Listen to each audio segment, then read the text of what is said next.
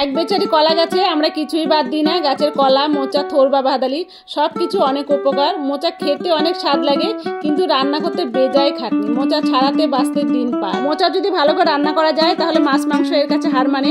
সেই রকমই দুটো সিক্রেট উপকরণ দিয়ে আমি আজকে মোচাটা রান্না করব, যেটা সবার ঘরেই থাকে। প্রথমেই মোচাটাকে ভালো করে বেছে নেব। এই বাছতে যা একটু সময় লাগে মোচার, বাদ বাকি সবই ঠিক থাকে। এবার এটা যতটা সম্ভব সরু সরু করে কেটে নিব। তারপরে একটু হলুদ জলে এটাকে ভিজিয়ে রাখবো। এইভাবে হলুদ জলে যদি তোমরা ভিজিয়ে রাখো তাহলে মোচাটা কালো হবে না, আর এক্সট্রা যে কালো কষ সেটাও বেরিয়ে যাবে।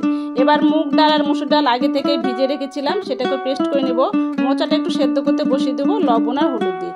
বাটা ডালটার সঙ্গে একটু লবণ আর হলুদ দিয়ে দিব, ভালো করে মিশিয়ে নেব। এটার সঙ্গে তোমরা চাইলে অন্য কোনো মশলা ব্যবহার করতে পারো, কিন্তু না করলেও খুব ভালো হয়। এবার ফ্রাইং প্যানে তেল গরম করতে দিয়েছি, বড়াগুলো করে ভেজে নিতে হবে। আমি গোল গোল করে দিয়েছি, তোমরা যদি চাও একসঙ্গে দিয়ে সেটাকে চাপড়ির মতন করে ভেজে নিতে পারো। সবগুলো যখন ভাজা হয়ে যাবে উল্টে পাল্টে এটাকে আমি তুলে নিলাম। দেখো কত ভালো হয়েছে। তোমরা যদি এইভাবে খেতে চাও তবু খেতে পারো, খুব সফট হয়। আর মুগ ডাল দেওয়াতে এটা ফ্লেভারটাও বেশি ভালো হয়। আর একবার ফ্রাইং প্যানে তেল গরম করতে দিলাম। তেলটা গরম হয়ে গেলে তাতে দিয়ে দেবো শুকনো লঙ্কা, তেজপাতা আর সব ধরনের গোটা গরম মশলা, মানে যত গরম মশলা থাকবে সবই দিয়ে দিবে। আর দিয়ে দিলাম জিরে। ভালো যখন সব ভাজা হয়ে যাবে, এখানে আমি আলুগুলো একটু ডুমো ডুমো করে কেটে নিয়েছি, আলুগুলো দিয়ে দিব। আলুগুলো ভাজবো একটু লবণ আর হলুদ দিয়ে। আলুটা সেদ্ধ হতে হবে, এই জন্য একটু থেমে থেমে এটাকে ভেজে নিব যতক্ষণ না ভালো ভাজা হচ্ছে। আর আমি এটা মশলাটা আমি আগে থেকে বানিয়ে নিয়েছি। এর মধ্যে আছে আদা, জিরে, শুকনো লঙ্কা আর টমেটো। তোমরা যদি চাও এইভাবে মশলাটা বানিয়ে টিফিন বাটিতে করে ফ্রিজে রেখে দিতে পারো। যখন দরকার তখন বের করে নিয়ে রান্না করবে। তাড়াহুড়োর সময় এটা কিন্তু খুব কাজে লাগে। আর একটা কাটা টমেটো আর একটু জল দিয়ে মশলাটাকে ভালো করে কষাবো, যেন আলুটাও ভালো সেদ্ধ হয়ে যায় আর মশলাটাও কষানো হয়ে যায়।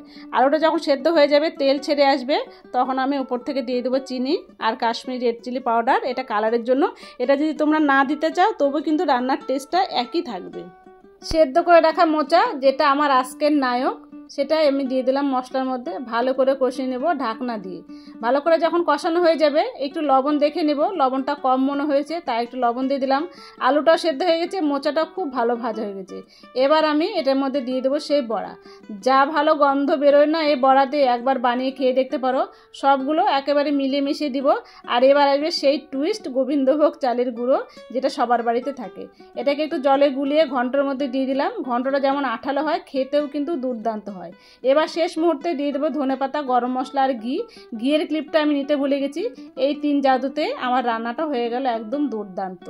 তৈরি হয়ে গেল আমার স্পেশাল মোচার ঘন্ট। বাড়িতে বানিয়ে কেমন হয়েছে আমাকে জানাতে ভুলো না। ভালো লাগলে একটা লাইক, ছোট্ট একটা কমেন্ট আর শেয়ার করবে প্রিয়জনদের সঙ্গে।